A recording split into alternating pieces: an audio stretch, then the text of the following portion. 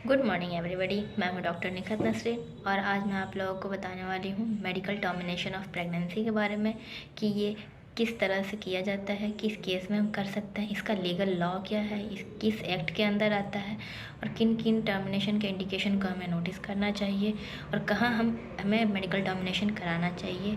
ठीक है, इसके बारे में हम अच्छे से जानकारी जानेंगे। क्या काउंसलिंग करना चाहिए, हमें क्या क्या जांच करानी चाहिए और क्या इसका इलाज होना चाहिए, ये सारी चीज़ें हम आज अच्छे से समझेंगे। Medical termination of pregnancy MTP act 1971 के अंदर आता है और इसे बाद में अमेंडेड करके 2020 में भी किया गया है।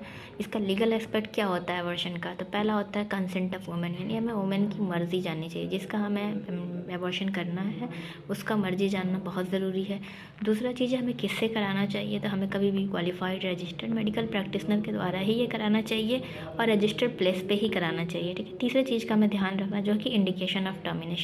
मैं आगे बताऊंगी आप लोगों की कौन कौन से इंडिकेशन है जिसमें हम टर्मिनेशन कर सकते हैं।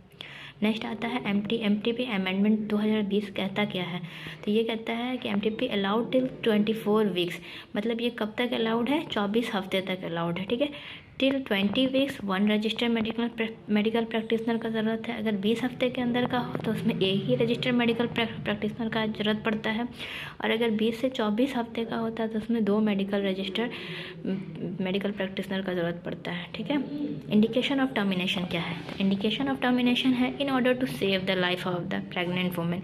अगर हमें ज़रूरत हो किसी के लाइफ को बचाने का, जैसे जो लेडी प्रेग्नेंट है और ऐसा लगता है कि इस प्रेगनेंसी की वजह से उसका जान जा सकता है या उसे ऐसी कोई बीमारी है जिससे उसको खतरा है, तो हम उसके लिए ये कर सकते हैं। दूसरा, in order to prevent grave injury to the physical and mental health of the pregnant women, या हमें लगता है कि इस प्रेगनेंसी की वजह से उसे बहुत ज़्यादा फिजिकल या मेंटल नुकसान होने वाला है या उसे बहुत ज़्यादा सदमा लगने वाला है या उसके हेल्थ अलाउ नहीं करता है प्रेगनेंसी को, तो हम उसमें एमटीपी कर सकते हैं।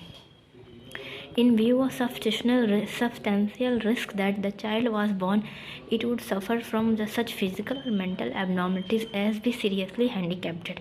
अगर हमें ऐसा लगता है कि जो बच्चा होगा या होने वाला है उसको किसी भी तरह का कोई सीरियस फिजिकल प्रॉब्लम हो सकता है या मेंटल एबनॉर्मलिटीज़ हो सकता है, जैसे कि वह हैंडीकैप्ड हो जाए, पागल हो जाए या कोई और भी गंभीर दिक्कत देखने को मिल सकता है, तो वहाँ हम ये करा सकते हैं।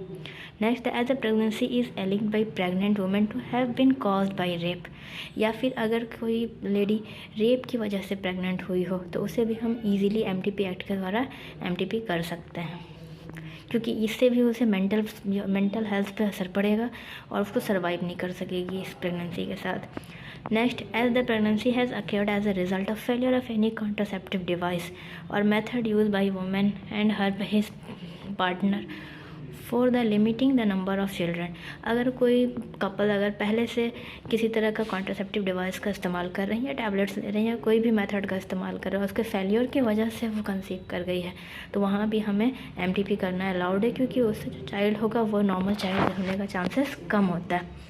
Next, pre procedure counselling. अब अगर हमें किसी का एमटीपी करना है तो उसकी काउंसलिंग क्या करनी होगी, प्रोसेस से पहले हम उसे समझाना क्या होगा। पहला चीज़, help women decide about her decision, यानी हमें वुमेन को हेल्प करना होगा कि वो डिसीज़न ले सके इस चीज़ में, लेना चाहिए या नहीं लेना चाहिए, ये उसे समझाना होगा। Next, help women to choose a method, plus MTP हमारे 2 तरह से होता है, मेडिकल और सर्जिकल, तो हमें वुमेन को हेल्प करना होगा कि वो अपना मेथड चूज कर सके। नेक्स्ट है consult about the complication and implication, यानी उसे ये भी बताना पड़ेगा हमें कि इसके बाद कॉम्प्लिकेशन क्या हो सकता है और इसके बेनिफिट्स क्या हैं। नेक्स्ट है कॉन्ट्रासेप्टिव काउंसलिंग, यानी अगर वो किसी कॉन्ट्रासेप्टिव फेलियर की वजह से अगर वो एमटीपी कराती है तो फिर आगे उसे किस तरह से कॉन्ट्रासेप्शन का इस्तेमाल करना चाहिए, इस चीज़ को भी हमें समझाना पड़ेगा। ठीक है, नेक्स्ट आता है हमारा क्लिनिकल असेसमेंट। क्लिनिकल असेसमेंट कैसे करेंगे, तो पहला करेंगे confirmation of the period of gestation, मतलब क्या होगा, पहले हम कंफर्म करेंगे कि कितने दिन की प्रेगनेंसी, क्योंकि हम जानते हैं कि एमटीपी एक्ट हमारा 24 वीक तक ही अलाउड करता है और दोनों के लिए 20 से 24 के बीच में अगर होता है तो उसके लिए लॉ हमारा अलग है। इसीलिए हमें ये कंफर्मेशन करना होगा कि जो हमारे पीरियड ऑफ गेस्टेशन है वो कितना है, उसके हिसाब से डोज और मेथड का यूज़ सिलेक्शन किया जाएगा। नेक्स्ट आता है हिस्ट्री लेना। पेशेंट का हिस्ट्री बहुत इंपॉर्टेंट पार्ट है हर चीज़ के लिए, तो हमें यहाँ भी एक अच्छा सा हिस्ट्री लेना पड़ेगा।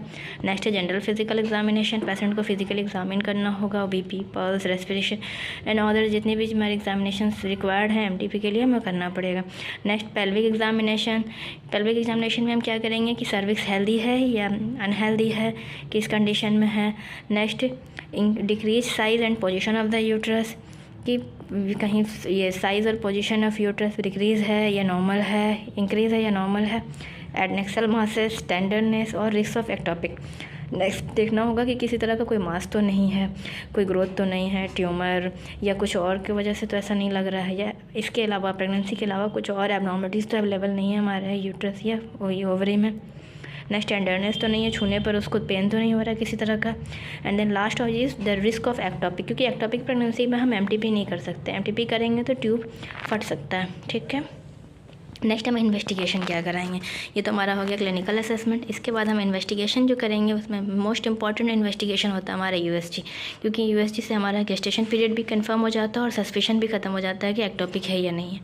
नेक्स्ट आता है हमारा haemoglobin and blood grouping, RH, urine, albumin and sugar. ये इतने सारे जाँच को हम कन्फर्म करेंगे, ये मेन जाँच है। इसके अलावा अगर पेशेंट को और भी किसी जाँच की ज़रूरत है तो हम उसे करेंगे, वो पेशेंट के कंडीशन पर डिपेंड करता है, ठीक है। इसके बाद से हमारा जो मेथड है एमटीपी का वो 2 है, पहला है मेडिकल और दूसरा सर्जिकल। मेडिकल में हम फर्स्ट और सेकंड ट्राइमेस्टर को ही कर सकते हैं, थर्ड ट्राइमेस्टर इसमें नहीं हो सकता। और सर्जिकल में फर्स्ट और सेकंड में दोनों में अलग अलग मेथड है। मेडिकल में हम मेडिसिन के थ्रू करेंगे और सर्जिकल में हमारा मेथड फर्स्ट ट्राइमेस्टर में जो होगा वो वैक्यूम एस्पिरेशन टेक्निक से होगा, दूसरा जो होगा डायलेटेशन एंड एवैक्यूएशन होगा।